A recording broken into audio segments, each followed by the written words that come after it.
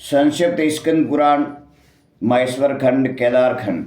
भगवान शिव की महिमा। दक्ष का शिव जी से द्वेष तथा दक्ष यज्ञ में सीता का गमन। यज्ञाय जगत स्पष्टा वीरी सिंजपालको हरि सहर्ता कालुद्राखयो नमस्ते पिनाकिने। जिनकी आज्ञा से ब्रह्मा जी इस जगत की सृष्टि तथा विष्णु भगवान पालन करते हैं और जो सवय ही काल रुद्र नाम धारण करके इस विश्व का संहार करते हैं, उन पिनाकधारी भगवान शंकर को नमस्कार है। निमिषारण्य तीर्थ सब तीर्थों से उत्तम और समस्त क्षेत्रों में श्रेष्ठ है। प्राचीन काल में वह सौनक आदि तपस्वी मुनि एक ऐसे यज्ञ का अनुसरण कर रहे थे जो दीर्घ काल तक चालू रहने वाला था। उस यज्ञ में दीक्षित सभी महर्षियों का सबसे प्रति समान भाव था। एक दिन उन सभी महात्माओं के दर्शन के उत्कंठा से प्रेरित होकर महातपस्वी व्यास शिष्य लोमंस मुनि वहाँ पधारे। उच्च दीर्घकालिक यज्ञ का अनुष्ठान करने वाले मुनियों ने लोमंस जी को आया देख एक साथ ही उठकर उनका स्वागत किया। सबके मन में उल्लास आ गया। सभी उनके दर्शन के लिए उत्सुक थे। वे पाप रहित महाभाग महर्षिगण लोमंस जी को आद्य और पाद निवेदन करके उनके सत्कार में लग गए थे। आतिथ्य के पश्चात उन्होंने विस्तार पूर्वक शिव धर्म सुनाने के लिए लोमंस जी से प्रार्थना की। इस पर उन्होंने शिव जी के उत्तम महात्म्य का सब इस प्रकार वर्णन आरंभ किया। लोमंस जी बोले, 18 पुराण में परम पुरुष भगवान शिव की महिमा का गान किया गया है और शिव जी के महात्म्य का पूर्णतया वर्णन कोई भी नहीं कर सकता। जो लोग शिव इस 2 अक्षर के नाम का उच्चारण करेंगे उन्हें स्वर्ग और मोक्ष दोनों प्राप्त होंगे, इसमें तनिक भी संदेह नहीं है। महादेव जी देवताओं के पालक और सबका शासन करने वाले हैं। वे बड़े उदार ऑर्डरदानी है। उन्होंने अपना सब कुछ दूसरों को दे डाला है, इसीलिए वे सर्व या सर्व कहे गए हैं। जो सदा कल्याण करने वाले भगवान शिव का पूजन करते हैं वे धन्य हैं। जिन्होंने दूसरों की रक्षा के लिए विष भक्षण किया, दक्ष यज्ञ का विनाश किया, काल को दग्ध कर डाला और राजा सवेद को संकट से छुड़ाया, उन महादेवी जी की महिमा का वर्णन कौन कर सकता है। मुनियों ने पूछा, मुने भगवान शिव ने कैसे विष भक्षण किया तथा कैसे दक्ष यज्ञ का विनाश किया, वे सब बातें हमें बताइए। हमारे मन में वह सब सुनने के लिए बड़ी उत्कंठा हो रही है। लोमंस जी बोले, विप्रगण, पूर्व काल की बात है। प्रजापति दक्ष ने परमेष्ठी ब्रह्मा जी के कहने से अपनी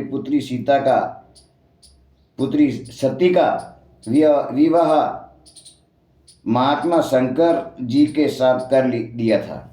एक दिन वे ही दक्ष सवेशानुसार घूमते हुए नैमिषारण्य में आए। वहाँ के ऋषि मुनियों ने उनका बड़ा आदर सत्कार किया। संपूर्ण देवताओं और असुरों ने भी स्तुति और नमस्कार के द्वारा दक्ष का सम्मान किया, किंतु भगवान शंकर ने उनको प्रणाम नहीं किया। दक्ष ने जब इस बात की और लक्ष्य किया तब उनके मन में बड़ा क्रोध हुआ। वे प्रजापति ठहरे, यह अपमान कैसे सहते। उन्होंने तुरंत भगवान शिव के प्रति कटु वचनों की बौछार आरंभ कर दी। अहो, ये संपूर्ण देवता और असुर भी मेरे शरणों में मस्तक झुकाते हैं। श्रेष्ठ ब्राह्मण भी उत्सुक होकर मुझे प्रणाम करते हैं, परंतु वह शंकर दुष्ट पुरुषों की भांति मेरे सामने शीश क्यों नहीं झुकाता। वह भूत प्रेतों का स्वामी है और सदा प्रेत पिशाचों से घिरा रहता है, फिर भी अपने को महान समझता है। इसीलिए आज मैं उसे श्राप देने को उद्यत हुआ हूँ। श्रेष्ठ ब्राह्मणों, मेरी बात सुनो और इसका पालन करो। आज से इस रुद्र को मैंने यज्ञ से बहिष्कृत कर दिया। दक्ष का यह कठोर वचन सुनकर नंदी को बड़ा क्रोध हुआ। वे बोले, अहो मेरे स्वामी महेश्वर, यज्ञ भाग से वंचित किए गए यज्ञ दान तथा तप तप तथा दान प्रकार के नाना प्रकार के तीर्थ जिनके नाम से ही पवित्र हुए हैं, उन्हीं भगवान शिव को श्राप क्यों दिया गया? खोटी बुद्धि वाले दक्ष, वह यज्ञ जिसमें शंकर जी का भाग न हो वह व्यर्थ ही होगा। दुर्बुद्धे, तू उस यज्ञ की रक्षा कर। अरे जिन महात्मा शिव ने इस संपूर्ण विश्व का पालन किया है, उन्हीं को तूने श्राप दे डाला। तब महादेव जी ने नंदी से कहा, महामते, तुम्हें ब्राह्मणों के प्रति कभी क्रोध नहीं करना चाहिए। मैं ही यज्ञ हूँ, मैं ही यज्ञ करने वाला यजमान और आचार्य हूँ। संपूर्ण यज्ञांग भी मैं ही हूँ। इसीलिए मैं सदा यज्ञ में रत हूँ। मुझे कोई श्राप देकर यज्ञ बहिष्कृत नहीं कर सकता। इसी प्रकार सर्वव्यापी होने के कारण मैं किसी के भीतर नहीं हूँ, किसी भी सीमा से आवर्त नहीं हूँ। इस दृष्टि से देखने पर मैं सदा ही सब यज्ञों से ब्रह्म हूँ। भगवान शंकर के इस प्रकार समझाने पर महातपस्वी नंदी ने विवेक का आश्रय लिया। शिव जी का सत्संग पाकर वे परमानंद में निमग्न हो गए। उधर मुनियों से घिरे हुए दक्ष भी अत्यंत रोष में भरकर अपने स्थान को चले गए। वे प्रणाम न करने वाले रुद्र को भूल न सके। बारंबार उनका स्मरण करके क्रोध से जलने लगे। भगवान शिव की ओर से उन्होंने श्रद्धा हटा ली और वे शिव के उपासकों की निंदा में संलग्न रहने लगे। एक समय दक्ष ने स्वयं ही एक महान यज्ञ का आयोजन किया। उसमें उन्होंने बड़े बड़े तपस्वी ऋषि मुनियों को बुलवाया। वशिष्ठ आदि अनेक महर्षि उच्च महायज्ञ में पधारे। अगस्त्य, कच्छप, अत्रि, वामदेव, भृगु, दधीचि, भगवान व्यास, भारद्वाज और गौतम, ये तथा और भी बहुत से महर्षि वहाँ आए। सभी देवगण, समस्त लोकपाल, विद्याधर, गंधर्व तथा किन्नरों का भी आगमन हुआ। उस यज्ञ में सत्यलोक से लोक पितामह ब्रह्मा जी तथा वैकुंठ धाम से भगवान विष्णु भी बुलाए गए थे। इंद्राणी के साथ देवराज इंद्र, रोहिणी के साथ चंद्रमा तथा अपनी प्रिय के साथ वरुण देव भी आए थे। कुबेर पुष्पक विमान पर, वायुदेव मृग पर तथा अग्निदेव बकरे की सवारी पर चढ़कर पधारे थे। निरंत कोण के अधिपति निरंतरी प्रेत के कंधे पर बैठकर आए थे। इस प्रकार सब लोग दक्ष की यज्ञशाला में उपस्थित हुए। दक्ष ने सबका सत्कार किया। उनके यहाँ विश्वकर्मा के बनाए हुए अनेक दिव्य भवन थे। वे सभी बहुमूल्य उपकरणों से सजे हुए तथा अत्यंत प्रकाशमान थे। उन्हीं भवनों में दक्ष ने अपने समागत अतिथियों को यथा योग्य स्थान देकर ठहराया।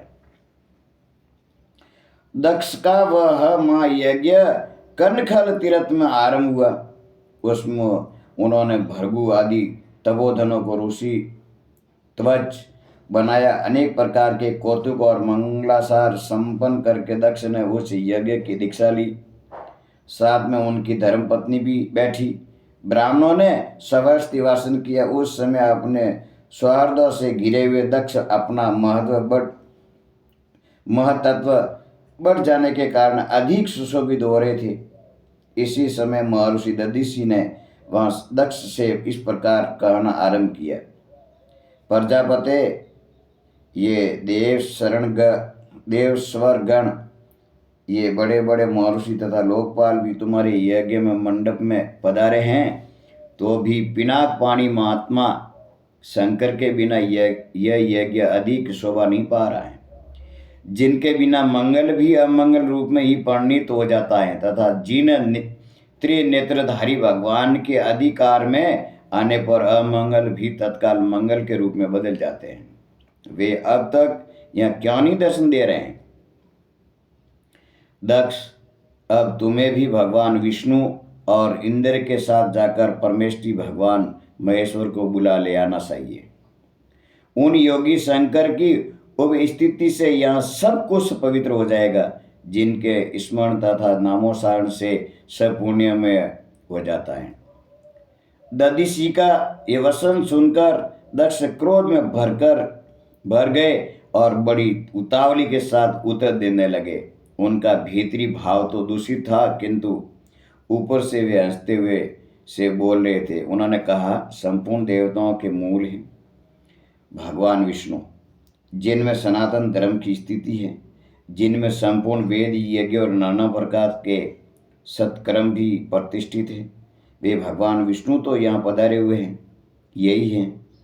सत्यलोक से लोक पितामह ब्रह्मा जी भी आ गए हैं। उनके साथ समस्त वेद, उपनिषद और नाना प्रकार के आगम भी हैं। इसी प्रकार आप जैसे निष्पाप महर्षि गण भी आ ही गए हैं। जो जो यज्ञ कर्म के योग्य हैं, शांतशीत और सुपात्र हैं, वे सब महात्मा या पदार्पण कर चुके हैं। आप सब महर्षिगण वेद के वाक्य तथा उसके अर्थ के भी तत्वज्ञ हैं, दृढ़ता पूर्वक व्रत का पालन करने वाले हैं। आपके होते हुए अब हमें रुद्र से क्या प्रयोजन है? ब्रह्मण, आप सब लोग मिलकर मेरे इस महान यज्ञ को सफल बनाओ। बोले शंकर भगवान की जय हो।